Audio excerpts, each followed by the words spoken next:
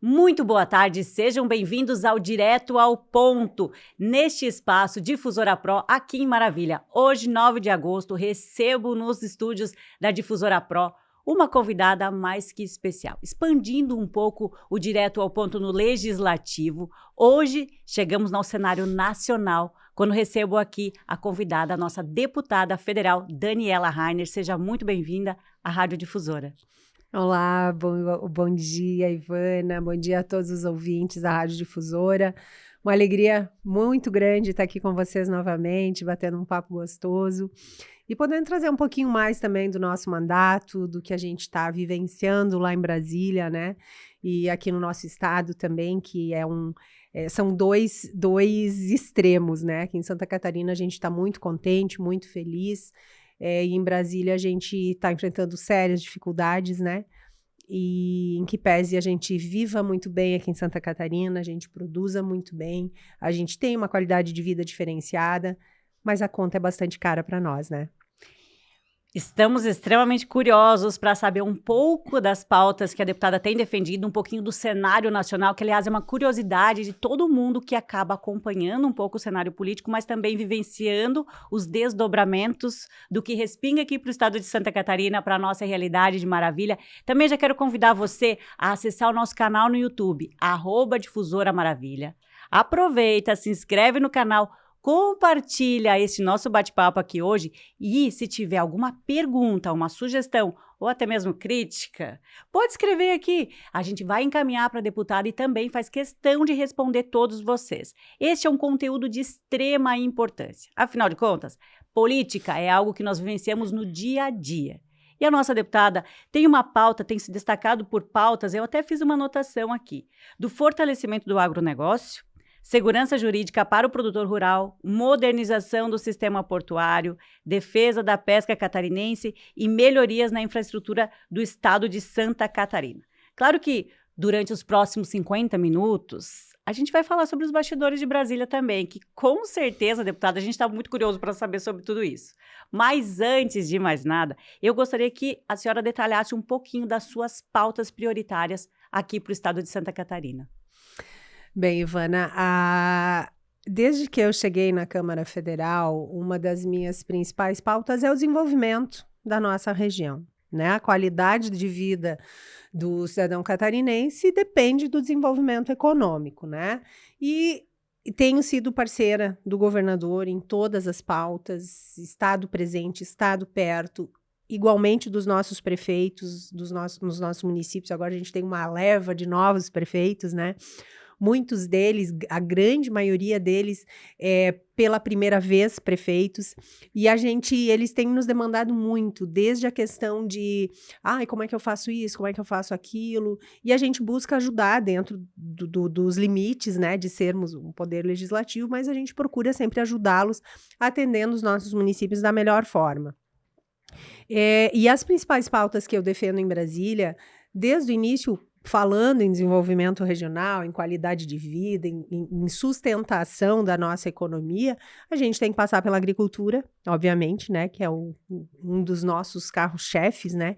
Santa Catarina é o único estado da federação que tem todas as suas regiões desenvolvidas, industrializadas. Então, a gente é um grande diferencial, porque a nossa gente trabalha pra caramba, faz com amor, faz com carinho, faz com dedicação e sabe fazer, né? Então, eu tenho trabalhado muito na Comissão de Agricultura, na Comissão de Integração Nacional e Desenvolvimento Regional, que é uma comissão que poucas pessoas conhecem, porque se volta os olhares, especialmente da mídia, para as comissões terminativas, que é a CCJ, e onde tem mais polêmica também, né? E eu preferi estar nas comissões originárias, que é onde a gente origina os projetos de lei, é onde a gente começa o processo legislativo, atendendo justamente às necessidades da nossa região, digamos assim, e do nosso estado também. E na Comissão de Integração Nacional, eu fiz inúmeras audiências públicas já, buscando atender e fomentar o desenvolvimento, né? E aí passa por aí defesa civil, onde teve uma ação minha extremamente importante que eu consegui sensibilizar a todos de que nós precisamos aportar recursos para prevenção e não só para mitigação depois que a intercorrência, que a catástrofe acontece, né? Porque até 2023 a gente só podia botar recurso público para arrumar o estrago, como a gente diz, depois que o temporal, que a enchente, que a seca aconteceu. E agora a gente consegue aportar recursos públicos para prevenção. E se a gente não fizer a prevenção, a gente vai ficar secando gelo eternamente. Então, hoje, a gente tem uma visão diferenciada. O governador Jorginho Mello acompanha esse mesmo entendimento de que, tanto que ele fez aqui a proteção e defesa civil e está fazendo obras estruturantes, desde desassoreamento dos rios, limpeza dos rios, que aí quando chove, não alaga, né? E aqui em Maravilha também é um desafio.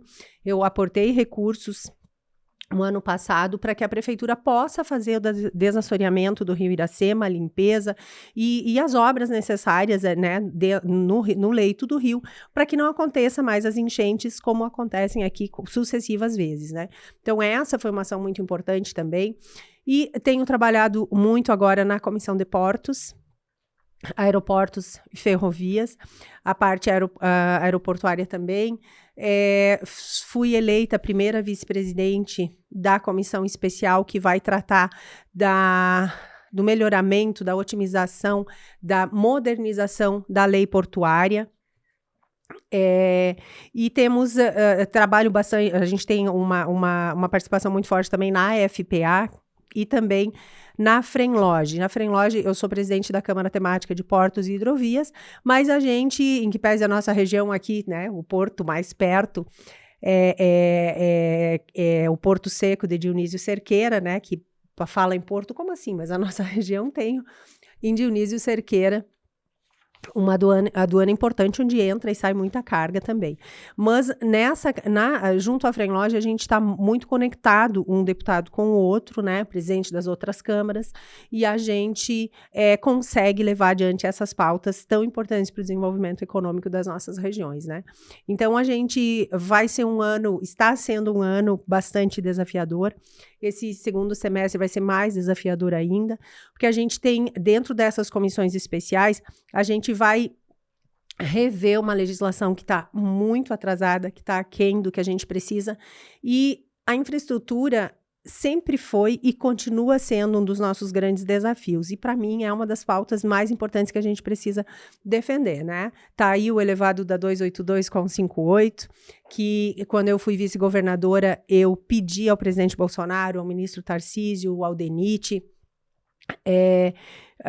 foi uma insistência muito grande, foi muito difícil conseguir, mas eu consegui que eles autorizassem que o DENIT fizesse o projeto e, a partir desse projeto, autorizasse o município a fazer todos os processamentos, e a gente está aí com o elevado saindo do papel quase pronto, né? O governador Jorginho também abraçou, está colocando recursos aí, continuando a obra. Então, mas foi um trabalho muito, muito árduo que eu fiz naquela época e que a gente conseguiu esse resultado de dar andamento, né? Eu sempre digo, o principal na atividade pública é a gente conseguir apertar o play. Exato. Quando começa o processo, ele vai. Agora, o problema é que muitos dos processos nunca foi dado play. Falava-se, mas as pessoas não faziam. E eu tenho essa característica. Eu gosto de colocar o projeto embaixo do braço, correr atrás e fazer ele acontecer. Eu trabalho com resultado, com entrega, né? E eu acho que é isso que é a coisa mais satisfatória de um mandato, né? Claro que é importante falar, o discurso, aquela coisa toda, mas mais importante disso é o e daí? O que o cidadão consegue auferir de bom com o meu mandato? Qual é a entrega que eu consigo fazer para melhorar a vida do cidadão catarinense e o desenvolvimento do nosso estado? E também, deputada, que o cidadão passe a acompanhar. Porque falamos sobre a atuação, sobre o trabalho, mas a grande maioria das pessoas muitas vezes não sabem qual é o papel, nem mesmo de um vereador, muitas vezes de um deputado estadual e, quiçá, de um deputado federal, que aí imagina, não, tá lá em Brasília, mas o que está acontecendo, acaba não sabendo muito o que está acontecendo e nem acompanhando. Aí eu até fiz algumas menções, que a senhora tem se destacado por várias pautas, dentre elas aqui até algumas anotações, porque são várias as pautas, mas com os olhares voltados para Santa Catarina, para o nosso produtor rural aqui. Até a gente estava vendo aqui a PDL Terra da Gente, que susta os efeitos do Terra da Gente, no caso, né? Que a gente vai detalhar um pouquinho aqui, nós gostaríamos de saber. O PL 1294, que é a prorrogação do georreferenciamento rural, pagamento de arrendamento rural com produtos agrícolas e uma série de outras implicações diretamente para o nosso povo. E um dos canais, mais do que só trabalhar, é falar também o que está acontecendo, né? Exatamente. Com um olhar voltado para o que vai causar para nós cidadãos aqui. Estamos acompanhando, pois é, mas a deputada falou, mas de fato, o que me traz isso de concreto na prática? Uhum. Por exemplo, uma das grandes pautas que você defende é do produtor rural. E isso na prática, o que implica aqui? O que dos projetos que a senhora está defendendo? Então, são inúmeros projetos que a gente aprova durante a semana, durante o mês, né? Sempre defendendo o produtor rural. Essa é a nossa máxima. E o Terra da Gente, por exemplo, que tu citaste, foi um decreto do Lula que resolve criar, na verdade, uma nova modalidade de desapropriação de terra para a reforma agrária. Não bastava, né? Tudo que já se tem no Brasil, tudo que já se faz, ele resolve, peraí, vamos criar mais uma modalidade. Totalmente ilegal, ao arrepio da lei, inconstitucional, contra tudo que dispõe o Código de Processo Civil. Ele resolve fazer por adjudicação compulsória. Ou seja, o que é adjudicação compulsória? O proprietário rural, o produtor, e aí eu vou fazer um parêntese aqui. Hoje a gente está falando de propriedade rural. Amanhã pode ser um apartamento, pode ser uma casa, pode vir para a cidade também. Aí as pessoas dizem, mas peraí, o que eu tenho a ver com isso? Pode bater na tua porta também. Então vamos lá, o que é a adjudicação compulsória? O cidadão que tem uma dívida com o banco, seja de um arrendamento rural, qualquer dívida que ele não conseguiu pagar custeio e que ele jogou, custeio agrícola, jogou lá para frente. E aí tá naquela situação que, por exemplo, o Rio Grande do Sul agora, depois dessa cheia, quebrou, literalmente. Vai ter um monte de gente tentando fazer renegociação de dívida, vira uma bola de neve e não dá conta de pagar. Vamos lá, na adjudicação compulsória, aí ele tá devendo, ele chega lá no final, foi a leilão, foi a praça pública, eu vou lá e arremato. Né? Ele tem até o leilão para conseguir pagar aquela dívida e ficar com o seu bem. O que o Lula fez? Cidadão que está devendo um dinheirinho para o banco lá, fez um arrendamento, um custeio, não conseguiu pagar, Lula toma a terra e bota para a reforma agrária. Isso é o que o Terra da Gente faz. Uau. E aí eu fiz um PDL, um projeto de decreto legislativo, para assustar os efeitos dessa barbaridade que foi feita. E eu consegui aprovar já na Comissão de Agricultura, e agora está na CCJ, com a relatoria do deputado Nicolas. Pretendemos rapidamente aprovar, porque eles continuam, enquanto a gente não aprova, ele continua fazendo adjudicações por todo lado. E isso é extremamente prejudicial para o nosso produtor rural. Então, na Comissão de Agricultura, a gente conseguiu aprovar rapidamente, agora está na CCJ para dar seguimento. Esperamos agora, no mês de agosto, assim que terminar o recesso, semana que vem já, né? A gente consiga aprovar na CCJ, que a CCJ consiga aprovar esse PDL também e resolver de uma vez esse problema, né? Então, a gente está vendo uma série de absurdos, uma série de canetadas ao arrepio da lei acontecendo, e a gente tem que rapidamente pensar numa solução para resolver esse problema, né? Outro problema que estava tirando o sono dos nossos produtores é a questão do georreferenciamento, né? Criaram mais uma exigência para aprovação do CAR, né? Nós temos uma demanda reprimida na análise do CAR gigantesca, enorme, está praticamente tudo parado, muito pouco foi feito, foi homologado. Então, o produtor vai lá, declara o CAR, faz a sua declaração, né, do cadastro ambiental rural, declarou, e o Estado, a União, no caso, não apurou, não homologou, não verificou, não fez a análise. E aí, eles simplesmente queriam mais uma obrigação, mais uma condicionante que não vai resolver, porque o que está trancando é a análise e a homologação. Mas, enfim, aí o que a gente fez? E já começaria a valer agora. Aí o que a gente fez? Eu fiz o primeiro PDE,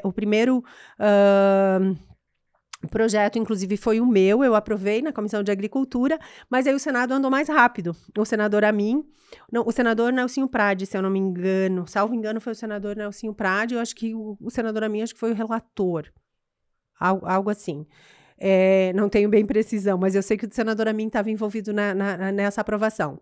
Eles aprovaram mais rapidamente, aí o Senado tem precedência, então o dele andou mais rápido que o meu deve ser apensado agora, para a gente prorrogar o prazo, né, para o georreferenciamento. Porque, de fato, hoje, como está, não vai ter análise, não vai resolver novamente. E o que a gente precisa é que, aquilo que eu falei, não adianta o produto. E daí, o que o produtor tem? O produtor precisa desse resultado, ele precisa ter a certeza de que ele vai conseguir ter os seus cadastros homologados. Tem mais uma situação envolvendo a faixa de fronteira, não tem?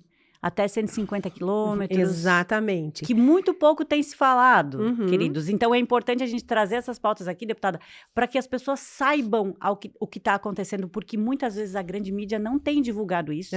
E como a senhora está relatando, muitas coisas acontecem ao apagar das luzes, e quando as pessoas levantam no dia seguinte, elas têm uma determinação para resolver, elas não sabem, mas foi os deputados que decidiram. Normalmente assim, né? A lei veio, os deputados decidiram, mas as pessoas acabam não acontecendo. Então, esse bate-papo nosso aqui, no introito do nosso conteúdo, é que a deputada está relatando algumas situações que estão sendo votadas, vetadas e instituídas para o nosso país. E olha, sem paixão política aqui, gente, nós estamos falando sobre fatos que têm acontecido lá em Brasília, mas que têm repercutido aqui. Inclusive, esse que eu quero saber um pouquinho sobre a faixa de fronteira. Essa é outra situação extremamente preocupante para nós, porque o extremo oeste de Santa Catarina é praticamente todo fronteira, né? Então, ele pega todas essas terras. Essas terras já havia um consenso a respeito e agora, de novo, cria-se mais uma exigência para o produtor regularizar. E a gente conseguiu também postergar essa exigência, porque é extremamente preocupante, porque assim, Ivana, o que acontece na prática? Vamos lá. Existe uma situação que ela já é pública, já é notória, já existe de fato e de direito, e aí cria-se uma nova obrigação. Aí o governo cria uma nova obrigação, mas ele passa o ônus dessa obrigação para o produtor rural, e não para ele. Assim como já é o referenciamento, o cadastro ambiental rural, o governo é que deveria fazer, e ele joga o ônus para o produtor. Então, se o governo precisa de mais uma exigência, ele é que tem que botar os técnicos e ir lá fazer, e não jogar o ônus para o produtor, como acontece. Então, a gente conseguiu prorrogar esses prazos, e nesse período de prorrogação, a gente vai ter que chegar para o governo e dizer assim, olha, governo, você é que vai ter que fazer. É o que eu defendo e o que eu estou defendendo e o que eu estou brigando para acontecer. ônus, você criou, você teve essa necessidade, você vai ter que fazer. E não o produtor rural. O produtor rural está lá estabelecido, está produzindo, tem hoje... e aí vem a questão de registro, de cartório, que não vou entrar nesse mérito, mas o fato é, resumidamente, eles criam dificuldades e passam a responsabilidade para o produtor, quando o governo deveria colocar os técnicos, fazer análise, o governo federal, né, deveria colocar os técnicos, fazer análise e não colocar essa incumbência e esse custo. E outra coisa, voltando ao georreferenciamento, o custo é altíssimo. Muitos dos nossos produtores rurais, pequenas propriedades, como é a nossa região aqui, não dá conta, inviabiliza a vida do produtor rural. Então, a gente tem trabalhado muito para resolver essa situação.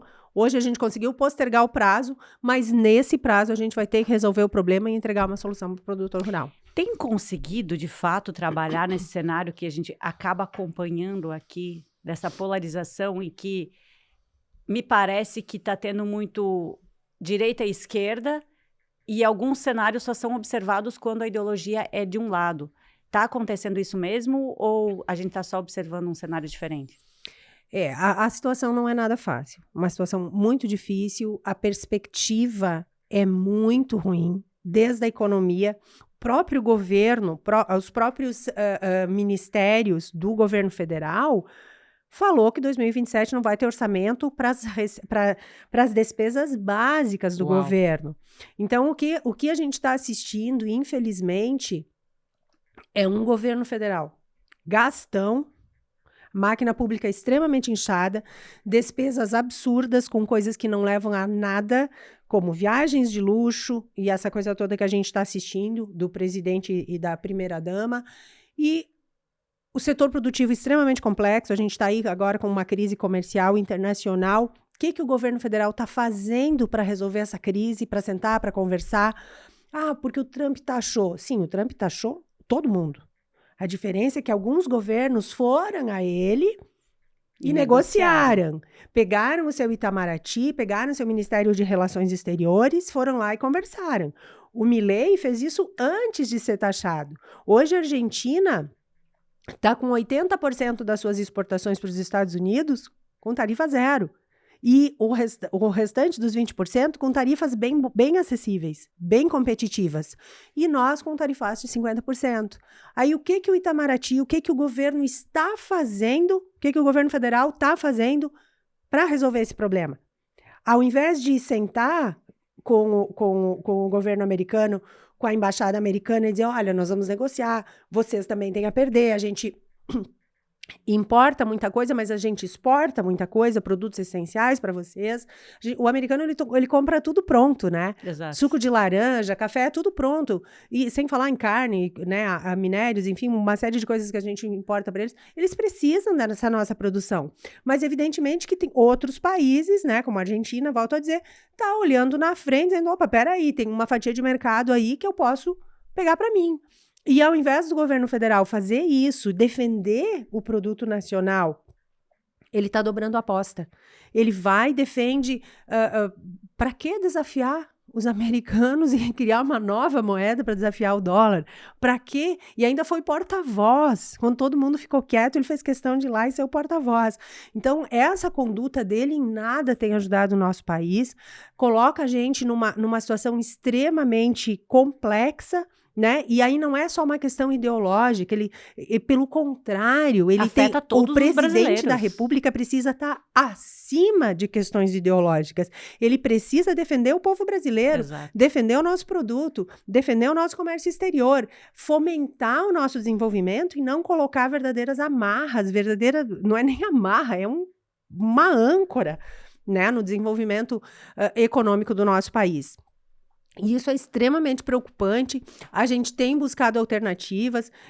Senadores nossos agora foram até os Estados Unidos para negociar via Senado, mas a competência de fazê-lo, os nossos senadores vão lá conversar com os senadores. Peraí, olha para nós, ajuda a gente. Assim como a Câmara também se prontificou aí, mas o Senado preferiu fazer essa excursão com ele só. Mas assim, a competência de fazer essa conversa e de fazer esse entendimento comercial e internacional é do Itamaraty, é do governo federal, né? E aí, vale lembrar que a gente tem relações diplomáticas e comerciais com os Estados Unidos há cerca de 200 anos, são seculares, e agora estão sendo literalmente enterradas. E o Brasil é um dos poucos países do mundo que tem relações diplomáticas com quase todo mundo, e relações comerciais com quase todo mundo. E a nossa prospecção de crescimento é maravilhosa. A gente pode, né? A gente tem muito potencial a crescer ainda, mas a gente precisa ganhar mais mercados e não perder os mercados que a gente já tem. E essa irresponsabilidade do governo Lula vai trazer prejuízos muito sérios para o nosso país. Então, a nossa luta em Brasília é extremamente árdua, porque a gente tem que lutar contra a invasão de terra, lutar por um Estado mais enxuto, mais econômico. Garantido o direito de propriedade. Garantido o direito de propriedade, garantia da lei e da ordem. Ao invés de fomentar a segurança pública, parece que fomenta o lado... vamos usar parece, né? O lado do crime, ao invés de um governo que acessa livremente lugares, né? Não quero polemizar aqui também, que nem a própria polícia consegue entrar, que nem as forças de segurança conseguem entrar, é complicado, né? E a gente tem questões legais sendo patroladas, né? Como a gente costuma dizer, interferência entre poderes, né? A falta de respeito com o poder legislativo, especialmente. O próprio presidente Lula falou na reunião com os prefeitos agora, que eles tiveram da CNM. Eu não sei repetir exatamente as palavras dele, mas foi mais ou menos assim. Ele disse que no primeiro mandato dele era muito bom, porque ele chamava os deputados, eles conversavam e chegavam a um acordo e estava tudo certo. E a gente sabe o tipo de acordo que eles faziam lá atrás. Uau. Aí ele continua. Hoje, não dá, não tem conversa com o Congresso. O que legalmente, legitimamente, é bom, porque a gente não se presta àquele tipo de conversa que eles tinham lá atrás, né? Conversinha de bastidores. Mas aí ele dizia, não conversa. Aí eu judicializo. As Uau. palavras do Lula. Ele disse, aí eu judicializo. Ou seja, ele joga para o STF e o STF faz o que ele pede. Um grande exemplo disso foi o IOF. Nós fizemos, né? O Congresso Nacional fez o seu trabalho, não permitiu aumento de impostos, e ali foi uma articulação muito grande. Nós reunimos todas as frentes parlamentares do Congresso Nacional, reunimos o setor produtivo, porque foram várias semanas na tentativa, daí troca de nome, rebatiza a criança, aquela coisa toda, vai e volta, e nós conseguimos reunir todas as frentes parlamentares do Congresso Nacional, dizendo, nós não aceitamos aumento de impostos, Aí o que ele faz? A gente derruba o IOF, né? A Câmara derruba o IOF, ele judicializa o STF, vamos usar o nome instituição aqui, né? A instituição, porque afinal de contas representa a instituição, e eu acho importante a gente falar na instituição, porque a própria instituição precisa reagir para conter os abusos que estão acontecendo, né? As invasões de poderes, os julgamentos sem foro adequado e tantas outras coisas. E reaja e diga, opa, peraí, vamos reestabelecer a lei, a ordem e a justiça nesse país. Então, o que está acontecendo é isso. Eu brinco que a gente nunca exerceu tanto o ius esperneandi como agora. Porque a gente esperneia, a gente corre atrás, a gente faz, a gente trabalha. E tem sido, assim, um trabalho, às vezes, até exaustivo, Ivana, porque a gente não vence acompanhar o ritmo de besteiras, para não falar outra coisa, que o atual governo tem feito e tentado segurar. Toma uma medida aqui, faz um PDL para assustar o efeito dali e vai indo. E é algo assim que tem sido frenético. Toda semana acontece uma coisa nova, acontece uma barbaridade nova que a gente tem que frear. Então a gente tem funcionado como esse freio, a gente está conseguindo fazer esse freio, na maioria das situações, não deixando que elas se tornem mais graves, mas muitas das situações que a gente aprova na Câmara, o Lula vai lá e derruba. Recebemos hoje no estúdio da Difusora Pro a deputada federal Daniela Rainer, do PL de Santa Catarina, aqui para bater um papo conosco aqui. Você tá gostando desse conteúdo? Já compartilha com alguém, deixa o seu comentário, sua crítica, seu comentário positivo também, seu coração. E olha, num oferecimento dos nossos patrocinadores, a Difusora Pro, que é esse estúdio que nós estamos gravando aqui, e também a Up Odontologia Especializada. Se você quer um atendimento humanizado, com qualidade e material humano de primeira linha, Up Odontologia Especializada, na Avenida 7 de Setembro, 561, Sala 101, Centro de Maravilha. Também conosco aqui, a Nova Era Construtora. A Nova Era convida você a conhecer o mais novo empreendimento, o Life, na rua Abirdil, em frente ao campo do CRM. Essa, com certeza, vai ser a sua nova morada. Nova Era Construtora com o edifício Life para você. Deputada Daniela, esse é um dos assuntos que poderíamos ficar falando muito sobre isso, e é extremamente importante que a população acompanhe não só o que nós trazemos aqui, mas também o cenário nacional. Primeiro, para ter imparcialidade nas suas decisões. Porque muitas pessoas vão dizer, mas Daniela, bolsonarista, se elegeu pelo PL, vai defender um lado. Mas o intuito do nosso programa aqui, queridos, é trazer fatos, não só do que a senhora tem aportado para Maravilha e Santa Catarina, mas também fatos do cenário nacional, para as pessoas entenderem, porque muitas vezes a crítica recai sobre os ombros do deputado, poxa, mas não estão fazendo nada. E aí, entender como que está acontecendo lá, gente, para mim está sendo de extrema importância, porque eu sei, lá em Brasília é uma vida, entendeu? Um cenário, mas aqui em Santa Catarina a gente observa outro nos estados. Então, trazer um pouco disso, né? E me parece, deputada, que estamos vivendo um cenário de uma campanha eleitoral eterna, né? Que fica o presidente jogando tudo para o ex-presidente. A culpa do ex-presidente, a culpa do ex-presidente. E aí, o que é que, de fato, o atual presidente tem feito para os brasileiros? Essa é a minha pergunta de milhões. Exatamente. E aí eu quero salientar, Ivana, que eu tenho meu posicionamento ideológico muito firme, mas eu nunca abri mão da coerência, nunca abri mão de estar entregando o resultado que o catarinense precisa. Porque, apesar de nós termos uma pauta ideológica extremamente importante, os nossos valores estão sendo questionados. Eu sempre digo, por que Santa Catarina é um estado que dá certo, que deu certo e segue dando certo? Porque nós somos conservadores na nossa essência. E o que é ser conservador?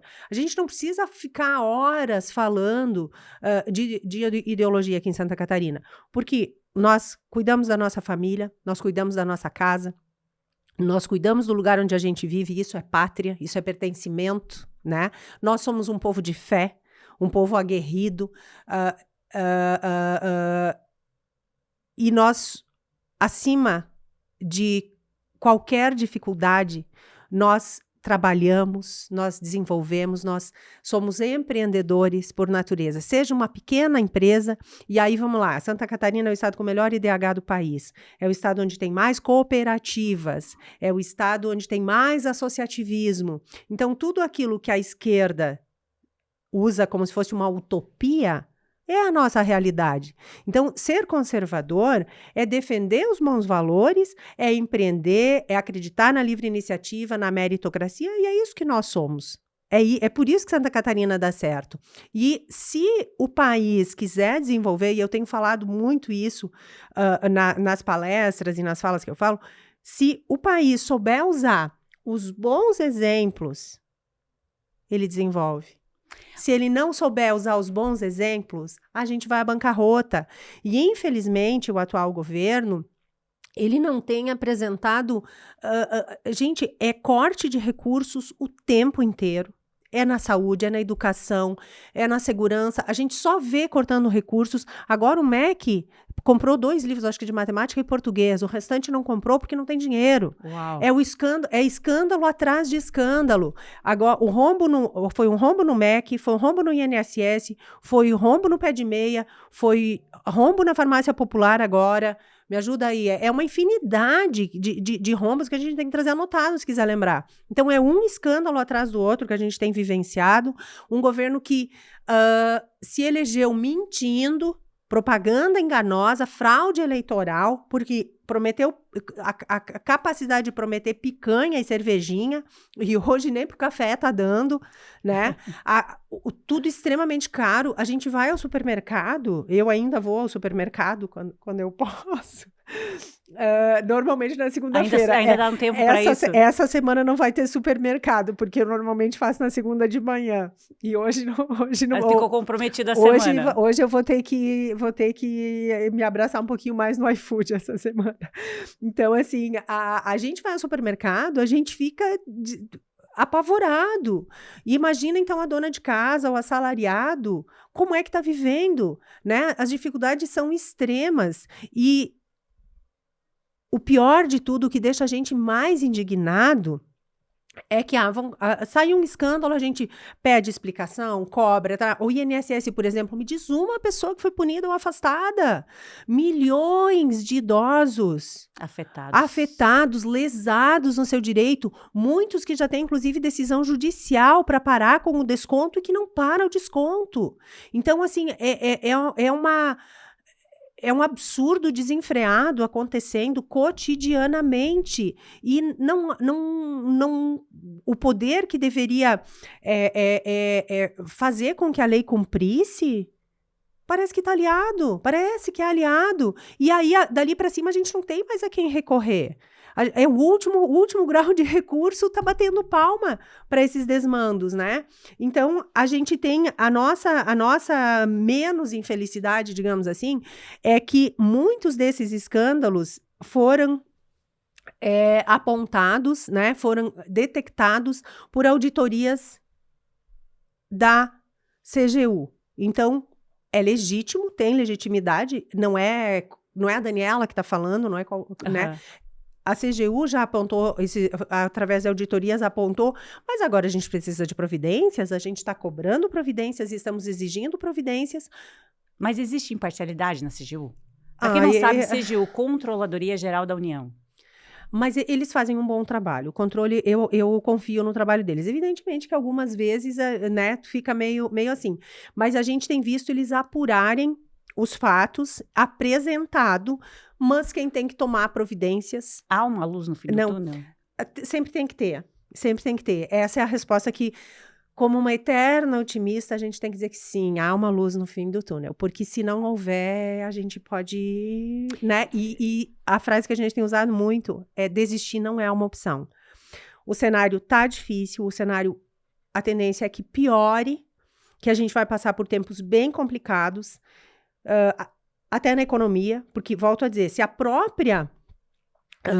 próprio Ministério do Lula fala que em 2027 não vai ter dinheiro para as contas básicas, é porque a coisa está muito ruim. Então, a nossa prospecção é que vai piorar, mas depois disso vai melhorar.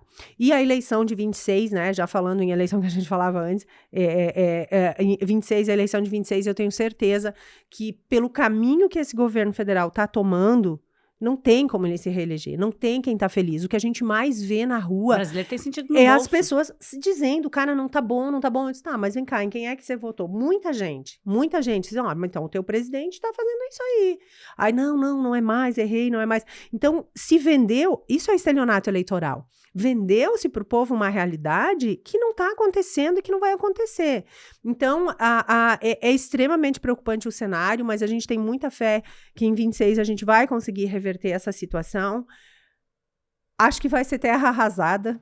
A gente, classicamente, esses dias até eu ouvi um comentarista falando, né, de herança maldita. Não me lembro quem foi agora o comentarista que falou isso. Olha, o que o Itamar herdou, o que o Collor herdou, o que cada um herdou. Todos herdaram uma situação extremamente complexa, né?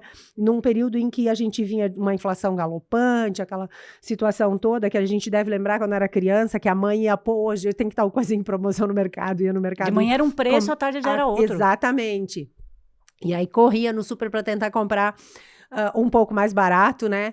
E era uma situação bastante difícil. E hoje a gente vive uma situação, por exemplo, o Bolsonaro teve muitos desafios para fazer as nossas estatais darem lucro, né? Foi a primeira vez na história recente, né, que as nossas estatais deram lucro, um governo equilibrado, um governo técnico, onde as coisas aconteciam. Passamos por uma pandemia, passamos por inúmeras situações complicadas, né?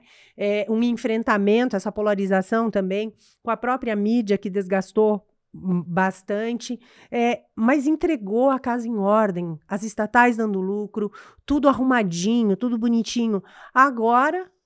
2 passos para trás. 50 passos para trás, eu acho, né? A gente está com as estatais todas dando problema, todas dando prejuízo danado, Correio, né? Entre tantas outras situações que a gente falou antes, as nossas estatais num prejuízo acumulado um atrás do outro. Os ministérios, além de ter aumentado né, de uma forma exorbitante a máquina pública, quase todos os ministérios com escândalos um atrás do outro. Então, vai receber, quem herdar o Brasil agora, vai herdar um país muito difícil de governar, dito pelos próprios ministros do Lula. Mas a gente não pode desistir. Aliás, desistir não é uma opção. Não é uma opção. Inclusive, a senhora votou contra a ampliação do número de cadeiras na Câmara Federal, o que impactaria diretamente Santa Catarina, porque Santa Catarina teria um número maior de deputados federais. Santa Catarina vai ter de qualquer forma. O que acontece? Eu sou a favor da redistribuição do número já existente, que acontece? Quando a migração entre os estados, né, ou seja, o deslocamento de pessoas, acontece normalmente. E Santa Catarina foi um estado que ganhou muita população, que veio de fora do país, mas também interna. Maranhão, Pernambuco, Recife, enfim, vários estados, especialmente de norte e nordeste, migraram muito para Santa Catarina. Então, a nossa população aumentou, é justo que a gente tenha mais representatividade. Então, por essa redistribuição, nós ganhamos 4 cadeiras de qualquer forma. Aí, o que aconteceu? Mexeram nessa história, ao invés de deixar o Tribunal Eleitoral fazer essa distribuição de acordo com a lei vigente, quiseram mexer ali, criar caso, não talvez. Não importa quem paga a conta, vamos aumentar esse número. Isso, aí quem ia perder, com certeza, disse, não, peraí, eu não vou perder. Então, qual foi a situação que chegaram de, todo mundo ganha. Exato. Santa Catarina vai ganhar os 4 que já tinha direito, que já tem direito, e os outros estados também permanecem, ninguém perde, os outros ganham, e os que vamos enchendo a máquina pública. Vamos enchendo a máquina pública. Então, eu sou totalmente contra isso, não concordo com isso. E né, caiu, foi vetado, né? Mas então eu espero que realmente aconteça essa redistribuição pela lei vigente e não aumentando o número de deputados. Deputada, falando um assunto aqui bem próximo de nós, o aeroporto de Chapecó. Quero saber sobre essas pautas de melhoria e de como nós resolvermos esse gargalo que aqui no oeste catarinense é algo que nos causa muito frisson também. Exatamente. Então, rapidamente, Ivana, quando eu fui vice-governadora, foi uma das pautas que eu abracei de cara. E até porque a gente estava na época com a reforma do aeroporto de Floripa, que eu acompanhei muito de perto, e existia o interesse da Zurich, que fez o aeroporto, e isso era muito divulgado na época, de que ela queria aumentar os aeroportos, né, a participação dela nas concessões do aeroporto. E tinha uma expectativa muito boa com o aeroporto de Floripa, que realmente se consumou, todo mundo hoje é um dos melhores aeroportos do país, né? Então, naquele momento, eu comecei a trabalhar para que a gente pudesse ampliar o aeroporto de Floripa. De Chapecó, desculpa, de Chapecó. Aí o que aconteceu? Existiam estudos de muitos anos feitos pela Labtrans, que é um laboratório sensacional, que é referência nacional, inclusive, que é da Universidade Federal de Santa Catarina, para ampliação do terminal. Que o terminal sairia dali onde ele está hoje, iria para o outro lado, demandaria um aterro muito grande, desapropriações, enfim, uma obra muito grande. Mas eram os estudos feitos até então. E nós estávamos caminhando naquele sentido. Eis que um dia ficamos sabendo pelo jornal, pelo Instagram e jornais e tal, que o aeroporto havia sido concedido por uma companhia que ninguém conhecia à época e tal. Caramba, como isso, né? Enfim, é o que temos presente hoje. Foi o presente de grego que a gente ganhou, que foi aquela ampliação, que muitos nem percebem que ele foi ampliado. Foi o então prefeito de Chapecó, o Moisés, né, que era o governador à época, e uma deputada que levou eles falarem com o ministro à época, porque o Moisés não tinha acesso ao Bolsonaro na época, né? Enfim, fizeram essa gambiarra, com perdão da expressão, que foi feita, foi totalmente em desacordo com os estudos que já estavam feitos até o final. Vamos lá. Aí, beleza, eu perdi naquela situação, né? Eu gostaria que tivesse sido feito diferente. Hoje nós teríamos outra realidade no aeroporto de Chapecó, mas o fato é que foi feito dessa forma e ali está. Então, o que eu fiz quando eu cheguei na Câmara? Já se passaram 2 anos e pouquinho, mas desde que eu cheguei na Câmara, eu comecei a trabalhar, levantei esse assunto de novo, fiz audiência pública, fui ao Ministério, conversei, tentei, sempre conversando também com a Secretaria de Portos, Aeroportos e Ferrovias aqui, com o secretário Beto Martins e com o subsecretário Ivan, conversando com o governador Jorginho. E no início eles diziam, Daniela, dificilmente vai dar certo, porque já existe uma concessão e ela é recente. Mas vai lá, tenta que a gente dá suporte, dá apoio e vai tentando.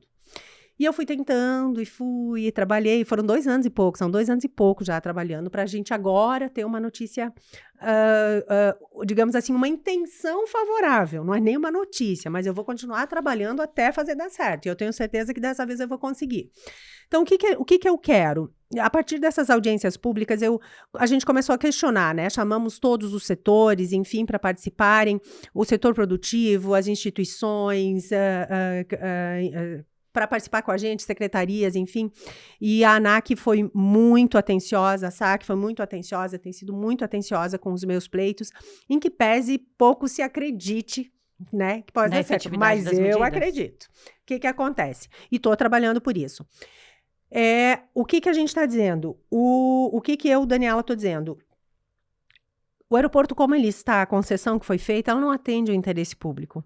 Ela está aquém do que a gente precisa. E a gente não pode esperar 25 anos, mais de 25 anos, para acabar a atual concessão para mexer naquele aeroporto. Então tem 25 anos para essa concessão Foi atual. Uma concessão de 30 anos que foi feita em 19, 20, me ajuda, não lembro, mas tem cerca de 25, 26 anos. A reforma. Exatamente. Então, ela foi uma reforma muito pequena, a gente embarca na chuva, o cancelamento de voo direto. Imagina eu que quase todo final de semana tem que pegar voo para Brasília. No inverno, tem vezes que eu nem compro o voo, sabe? Eu já vou direto Essa é uma situação que afeta diretamente a nossa população aqui. Não é só a população que viaja de voo comercial, de voo para férias. É voo comercial mesmo. Muitas vezes você quer ter uma viagem para resolver negócios. E Santa Catarina, nesse cenário aqui, nós somos muito pujantes, mas inviabilizados. Pela falta de infraestrutura. Exatamente. Então, o resultado dessas audiências que eu fiz até agora, né? Eu consegui uma intenção de que a sua ideia é boa, que já é algo sensacional, porque eles poderiam ter me dito, não está concedido, não vai. Isso que está acontecendo. Exatamente. É mais ou menos essa resposta. Exatamente. E aí, o que acontece? Eu pedi recentemente, depois das audiências públicas, de conversar com o setor produtivo de Chapecó, da região, com os prefeitos, todos, enfim, eu consegui que eles autorizassem esses estudos. Aí eu pedi, né, na minha penúltima reunião que eu tive com eles, eu pedi, né, que autorizassem a gente rever esses estudos, fazer uma atualização dos estudos, para que a gente possa pensar no próximo passo. E eu consegui essa autorização, aí tá faltando recurso. Aí eu vou colocar recurso de emenda minha para fazer esses estudos, para que depois desses estudos a gente consiga, e ele é um aeroporto bem visto no Plano Nacional de Aviação. Ele é um aeroporto essencial, essa é a verdade. Aqui na região de fronteira, uma pista diferenciada. Extremamente necessário. Extremamente necessário. E ele engloba, não é só Chapecó, é toda a região oeste e sudoeste do Paraná e noroeste do Rio Grande do Sul também. Mas a curto prazo, tem alguma notícia que possa alegrar a população? É bem complicado falar de prazos nessa conjuntura, né? Porque a gente está caminhando, né? Caminhando a passos lentos, mas a gente está conseguindo avançar. E é algo assim que eu abracei praticamente sozinha, porque a maioria das pessoas pensa assim, tá concedido, não pode mexer. Mas pode mexer sim. E eu achei essa brecha, eu achei essa possibilidade e estou trabalhando muito para isso. Então, nos próximos, agora, talvez no próximo mês, a gente já tenha mais uma reunião para dar andamento, para ir mais um passo. É algo assim, é como eu costumo falar para as pessoas, é algo difícil, não é impossível. Eu achei o caminho e a gente não pode esperar 25 anos para começar a falar de uma ampliação do aeroporto de Chapecó. Então, eu estou muito animada, eu estou muito... E é algo assim, talvez, Ivana, as pessoas não tenham essa coragem de falar, porque é difícil. Então, deixa quieto. Mas eu não vou deixar quieto. É uma pauta que muitas pessoas dizem, não, isso daqui não vai me trazer benefícios a curto prazo. Então, as pessoas não têm falado. Isso daí é óbvio, a gente não vai ficar mascarando nada aqui. E o caminho é longo, é difícil, mas não é impossível. E eu não vou me permitir não tentar. Eu vou tentar e eu tenho certeza que eu vou conseguir. Deputada, nosso tempo, ele corre. Mas aí tem algumas perguntas que eu preciso fazer. A senhora esteve em Maravilha, está em Maravilha nesse momento aqui, para trazer importantes notícias para o povo de Maravilha, da região oeste, das pautas que a senhora tem defendido, e agora aqui, para as pessoas que estão nos ouvindo e nos vendo, o que é que nós podemos trazer da presença de Daniela Rainer em Maravilha nesses dias? Eu vim festejar, evidentemente, né, o aniversário de Maravilha. Estivemos lá no Tomatão, sábado à noite, foi um show muito bacana. E, evidentemente, que a gente tem que falar dos recursos que a gente trouxe aqui também, né? Então, hoje de manhã, a gente entregou uma viatura para a Polícia Militar. Foi uma viatura muito diferenciada, é uma S10 4x4, que pode chegar em qualquer terreno, Uau. barro, morro, enfim, vai dar conta, vai chegar em todo lugar. Mas o especial dessa viatura é que é a blindada. É a primeira viatura blindada da região. Por quê? Porque o crime organizado está crescendo a olhos vistos, né? Gente, primeira E a viatura gente blindada para Maravilha, uau! É poderosa, uma S10 bonitona, grandona, assim, Parabéns. a PM já vai chegando, assim, o pessoal já olha, opa, peraí, estão equipados, vamos tomar juízo Para garantir aqui. a segurança também dos policiais. Exatamente. E essa é uma grande preocupação que a gente tem, né? Porque os policiais estão na linha de frente e, às vezes, enfrentando coisas que a gente nem sonha. Às vezes, a gente ainda tem aquela situação, assim, de, cidade interior, cidade pequena, mas a criminalidade está se especializando de uma forma assustadora, Ivana. A gente teve recentemente aqui em Maravilha, até aqui tua vizinha, aqui, o posto, né, de combustível me ligou, disse, olha, assalto direto, supermercado, posto de gasolina, tá complicado. E aí a gente, não, peraí, vamos ter que dar uma reforçada nas nossas guarnições, né? E aí essa viatura, ela é blindada, ela permite que os policiais tenham mais segurança e possam enfrentar qualquer tipo de ocorrência, né? E volto a dizer, a gente tem uma preocupação muito grande, porque a gente tem uma vida muito boa aqui em Maravilha ainda. Mas a criminalidade está crescendo, a gente não pode fechar os olhos. Então, as nossas polícias, as nossas forças de segurança precisam estar à altura, combater a altura e garantir a segurança do povo de Maravilha e da região, né? Porque não é Maravilha só, né? Tem Tigrinho, Flor do Sertão, São vários municípios que são Santa Terezinha do beneficiados com Progresso, isso. exatamente. Iraceminha, Cunhaporã. Exatamente. Então, são vários municípios que vão ser beneficiados e foi um momento, assim, muito bacana, né? E de muita... Eu fui policial também, eu sei como é. Tá na rua. Exato. E garantir a segurança das pessoas e garantir que tu vai chegar em casa. Porque em casa, o policial tem... Eu sempre falo, os policiais, as forças de segurança, eles garantem a segurança da população e eles têm que garantir que vão chegar em casa, porque vai ter uma esposa, vai ter um filho, vai ter um marido, vai ter uma família esperando por ele, né? Então, hoje a gente fez essa entrega, o prefeito Vinícius anunciou aí também o acesso para o novo cemitério, né, que vai ligar com o Bom Jesus, também vai faltar só um pedacinho ali de asfalto, o pessoal já me pediu só falta um restinho aí, manda mais uma emenda para terminar esse acesso. Então, é um acesso importante, né, e até agora, Ivana, eu já destinei, que já foi empenhado, foram mais de 5 milhões para Maravilha, mas agora eu deixei mais 2 milhões e 500. Uma das obras importantes, né, que a gente está dando início é o Rio Iracema, né, para que não tenha mais enchentes, para que a gente consiga resolver esse problema. Agora a gente está correndo atrás das licenças ambientais também, já mandei os recursos, né, mas agora estou ajudando a correr atrás das licenças ambientais. Conseguimos recursos importantes com o governador Jorginho Melo também, quando ele esteve aqui.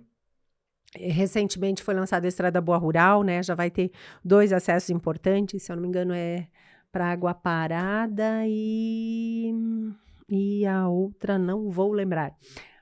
Queria que a senhora utilizasse esse espaço aqui para fazer suas considerações para os nossos ouvintes, para quem está nos acompanhando também e para a população de Maravilha e em geral aqui do estado de Santa Catarina.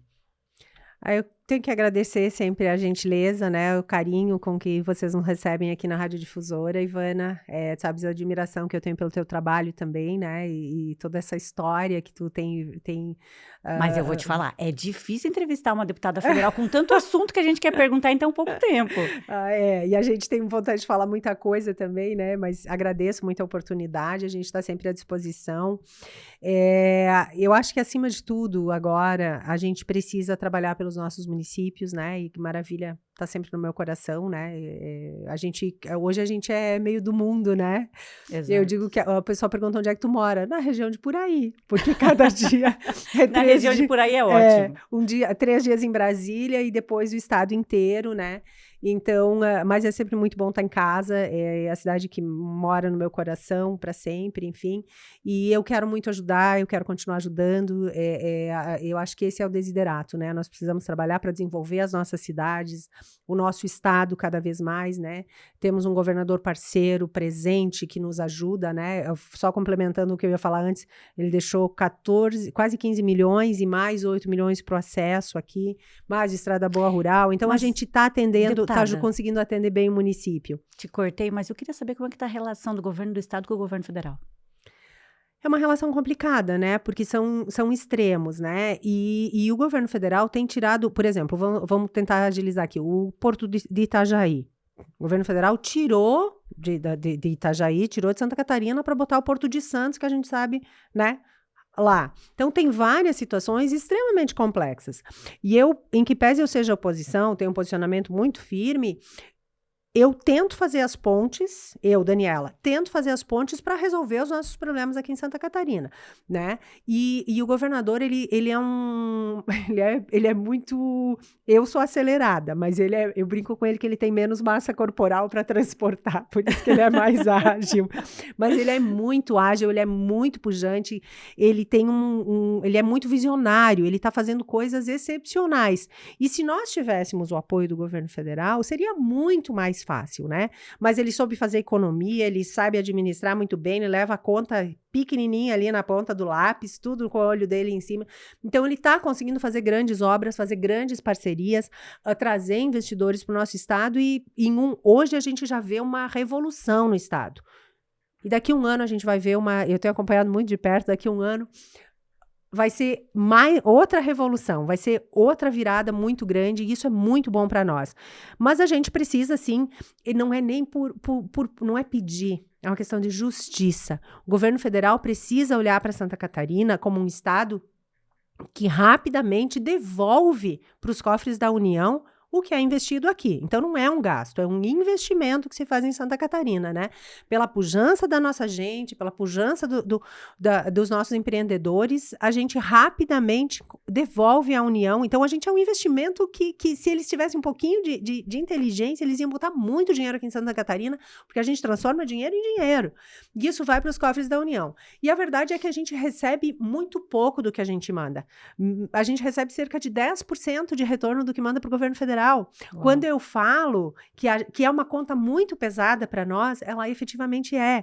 E o pior de tudo é que a gente não vê os estados que mais recebem se desenvolvendo. Então tem alguma coisa errada nisso. Se a gente pagar a conta, mas que gere desenvolvimento econômico e desenvolvimento humano, ótimo, mas o problema é que isso não acontece. A gente vê os estados que mais recebem vivendo de assistencialismo, vivendo de pagamento, né, às custas do estado e não desenvolvem. Então tem alguma conta errada nisso. E aí volto a dizer, os bons exemplos precisam ser copiados e Santa Catarina é um bom exemplo de desenvolvimento econômico, de desenvolvimento humano e agora de gestão pública também. Então, é um desafio muito grande conseguir ser oposição e ainda tentar trabalhar para tentar trazer os recursos que a gente merece para cá. Então, uma das coisas que a gente precisa rever urgentemente, que dificultou muito com essa reforma tributária que foi aprovada aí, mas a gente precisa rever o Pacto Federativo. A gente precisa deixar no Estado mais dinheiro, mandar menos para Brasília. Aquilo que dizia já lá atrás, né? Menos Brasília, mais Brasil. Essa é uma das pautas que a gente defende e que a gente não vai... É uma luta árdua, né? Muito árdua, mas desistir não é uma opção. A gente tem que levantar de manhã, dia novo, vamos lá, E mais vamos mais para um dia a à luta, mais um dia à luta, até a gente conseguir o que a gente realmente precisa e o que a gente merece e aquilo que a gente acredita de melhor para o nosso estado e para o nosso país. E se nós tivermos um governo federal com quem a gente possa contar, assim como a gente pode contar com o governador do estado, com o governador Jorginho Melo, o nosso estado voa.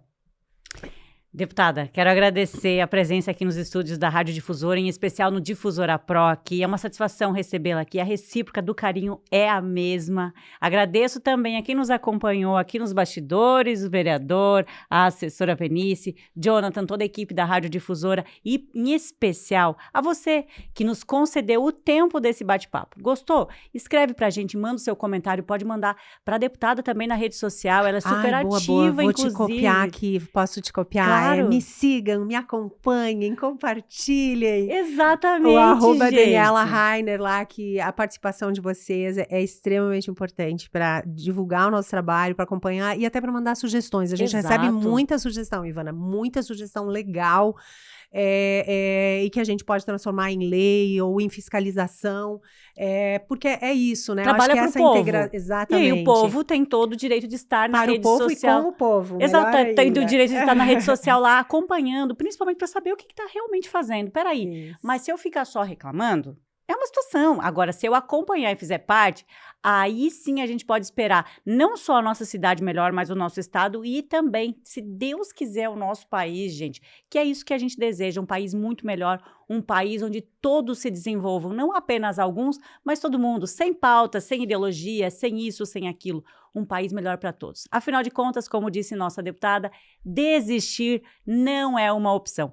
Muito obrigada a vocês que ficaram conosco até agora no Direto ao Ponto. Não desligue o seu rádio. Já já a nossa programação continua, mas o meu abraço fica para os nossos patrocinadores. Up Odontologia Especializada, Nova Era Construtora e também os estúdios da Difusora Pro. Um excelente final de semana e até o próximo. Tchau!